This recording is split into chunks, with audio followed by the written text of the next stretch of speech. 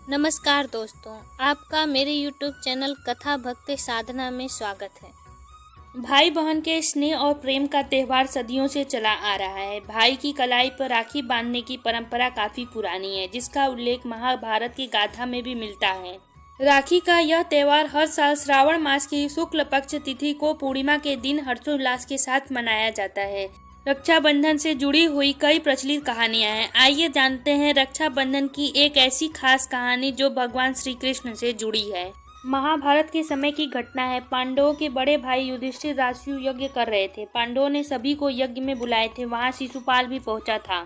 शिशुपाल श्री कृष्ण को पसंद नहीं करता था और मौका मिलते उन्हें अपमानित करने लगता था। शिशुपाल की माँ रिश्ते में श्री कृष्ण की बुआ, उन्होंने अपनी बुआ को वरदान दिए थे कि वे शिशुपाल के 100 गलतियों को क्षमा करेंगे। वरदान की वजह से श्री कृष्ण शिशुपाल के अपमानजनक बातों का जवाब नहीं देते थे।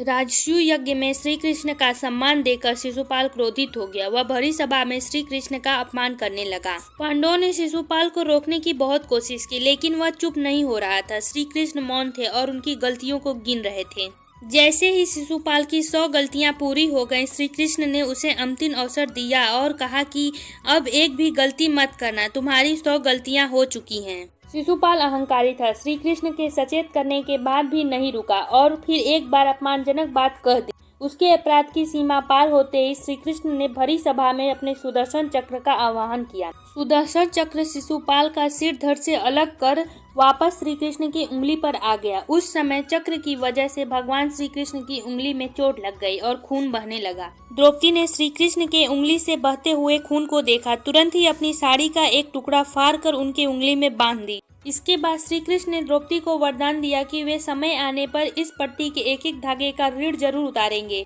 उसी क्षण से श्री कृष्ण ने द्रौपदी को अपनी बहन मान लिया तथा उनकी रक्षा करने का वचन दिया। उन्होंने द्रौपदी से कहा कि जिस समय भी वह स्वयं को संकट में पाए तब वह उनका आवाहन कर सकती हैं। शिशुपाल वध के कुछ समय बाद पांडवों और कौरवों के बीच जुआ खेला गया, जिसमें युधिष्ठिर द्रौपदी को हार गए। दुर्योधन के आदेश पर दुशासन ने द्रौपदी को भरी सभा में ले आया और उनका चीरहरण करने की कोशिश की। तब द्रौपदी ने अपने भाई भगवान श्री कृष्ण का आवाहन किया। अपनी बहन का आवाहन सुनकर तथा उन्हें संकट में देखकर श्री कृष्ण प्रकट हुए। श्री कृष्ण ने अपनी बहन की लाज बचाने के लिए साड़ी को इतना बड़ा कर दिया कि दुशासन उनकी साड़ी खींचते खींचते थक चुका था तथा राज दरबार में साड़ी का एक पहाड़ सा खड़ा हो चुका था, लेकिन वह साड़ी समाप्त नहीं हुई थी। श्री कृष्ण ने द्रौपदी की लाज बचाई थी। इस प्रकार श्री कृष्ण ने अपनी बहन की रक्षा का दायित्व निभाया। तभी से रक्षाबंधन का पर्व मनाया जाता है। अगर आपको ये जानकारी पसंद आई हो तो कृपया मेरे वीडियो को लाइक कर दें और शेयर कर दें, साथ ही मेरे चैनल को सब्सक्राइब कर दें। धन्यवाद।